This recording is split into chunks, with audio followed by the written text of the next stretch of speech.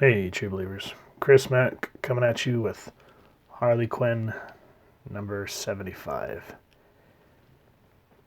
And this is the final issue of Harley Quinn, and I gotta say, this doesn't break my heart. Ever since Rebirth, the standalone Harley Quinn title, for me personally, has been bad. I feel since after Flashpoint, the only places where she's felt like her old self, or at least felt in character, has been mostly in the new Suicide Squad and James Tynion.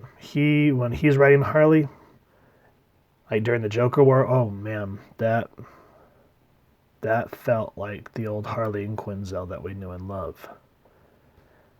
This, on the other hand, is not, and this cover is very misleading. I mean, it's a beautiful render by Frank Cho, but you open it up and like, oh, we're gonna get some Harley Quinn punchline action. What are we open to? Flat panels and talking and bad jokes. What we want from this book doesn't happen for about 18 pages in. Because this all kind of is taking place in Harley's mind. And before we get into it, let's go ahead and start giving credit where credit's due first, because got to do that. This is Happy Birthday, Harley Quinn. Sam Humphries is the writer. Sammy Bassari, Nicholas Scott, Emanuela Lupacino, and Ray McCarthy. Lots of names, as you can see, doing the art. Hi-Fi, Annette Kwok, and Tamara Bonvillain doing the colors. Dave Sharp letters. And of course, Harley Quinn was created by Bruce Timm and Paul Dini, who knew what she was supposed to be. And this is not Harley. Because we just get some really bad jokes. Like, oh, look, an homage to the Super Friends with Harley in there. Ooh. And then we get the Amanda Connor and Jimmy Palmiotti. I always get his name wrong. Era, which was not good at all either. There were some okay jokes, but again, not Harley Quinn. Not if you've read her first solo series post Flashpoint. The same with Gotham City Sirens, which we will go over at some point. Because she was not jokes. Like, get your butt nuggets. Oh, I'd eat your butt nuggets.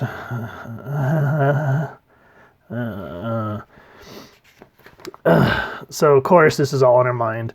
We kind of actually get a shiny moment with the Suicide Squad where it sort of feels like her, but because, I hate to say it, but when Sam Humphries is being LOL so random, it kind of really kills what this book's about. And then there's a twist. And believe it or not, there's actually a very heartfelt moment in the midst of all this LOL so random blasé. But what kills me, and then again, this is can be anybody's kind of aesthetic choices. We get a flashback from Harley. By whom? Read the book if you're interested. But it kind of talks about what sort of really kind of make her light diminish within her. And I kind of like how they use the black and white and grays to, that way that's kind of the washout, and it makes her pop, but it's still kind of a flat angles. This feels like something you'd read like in a YA like book, or a YA manga-esque book. I'm not saying manga's like that, but you know, you read some of those young adult ones and you're just kind of like, this is kind of artwork I'd see on Tumblr. And this I feel like this should have been more in depth, but I guess they wanted to go for more simplicity because the story does hit you in the feels. So this was very much a redeeming part of the book. But before we can get any more of that, we have to get, hey, you remember Batman the Animated Series? Hey, you remember that Harley used to look like this? And that's what I mean. This book is all over the place. But what we care about, as I said, 18 pages in. And we're finally like, yeah, Punchline Harley fight. And Punchline's in it for like 2 seconds. But this takes place directly after Batman 93 when Punchline kicked the crap out of her and told her that Harley was no longer relevant and slit her throat and threw her down into the sewers. And even though I wish, because the people that did this scene initially in 93 was James Tynion IV writing it, and it was Golem, I forget how to say his first name, March. His artwork is spectacular. And again, like I just said, with Tynion writing Harley, it felt in character. And the way he's working Punchline's dialogue, because he's the one that created the character, you're just kind of like, woo, yeah.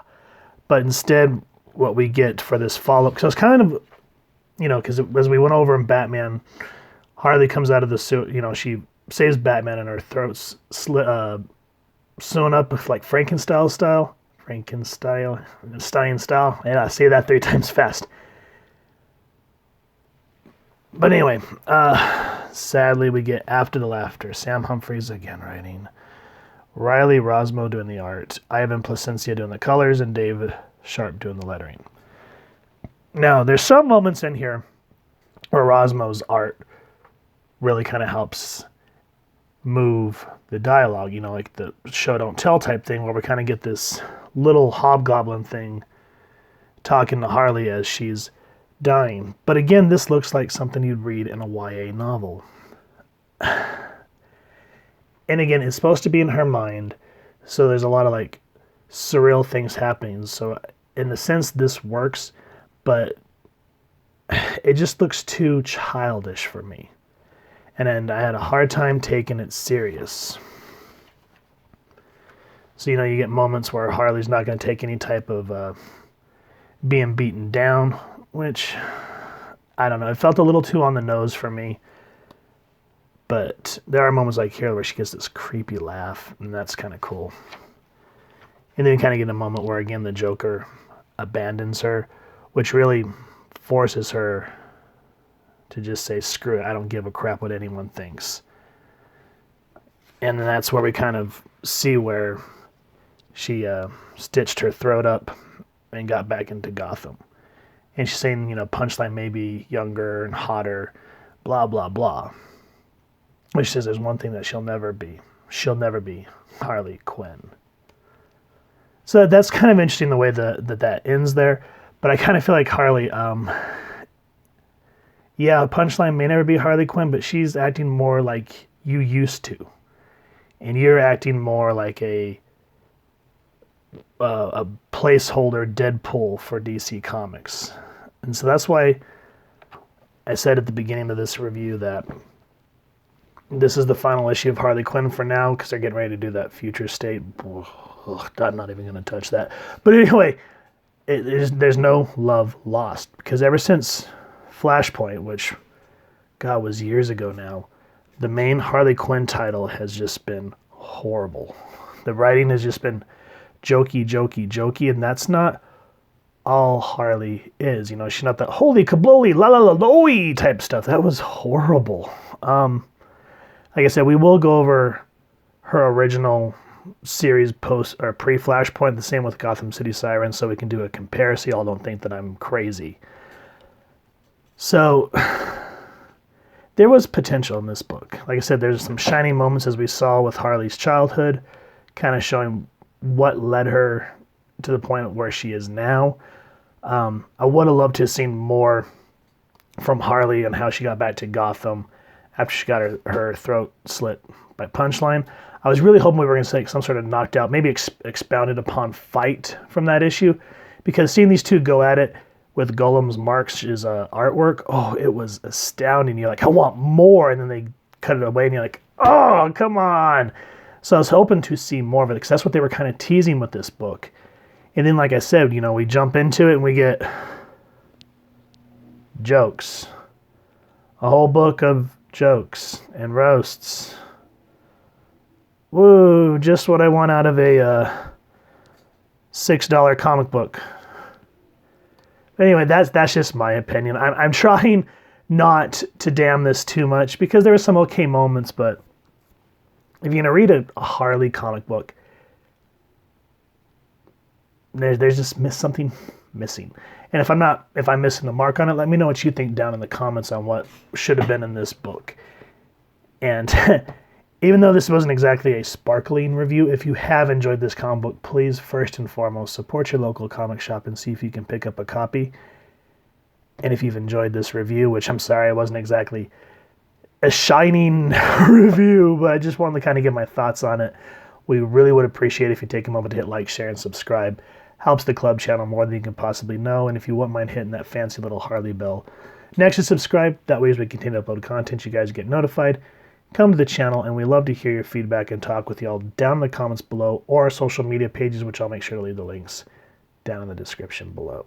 So with all that said, thank you all so much for stopping by. Hope you all continue to have an absolutely amazing day reading, and happy hunting, true believers.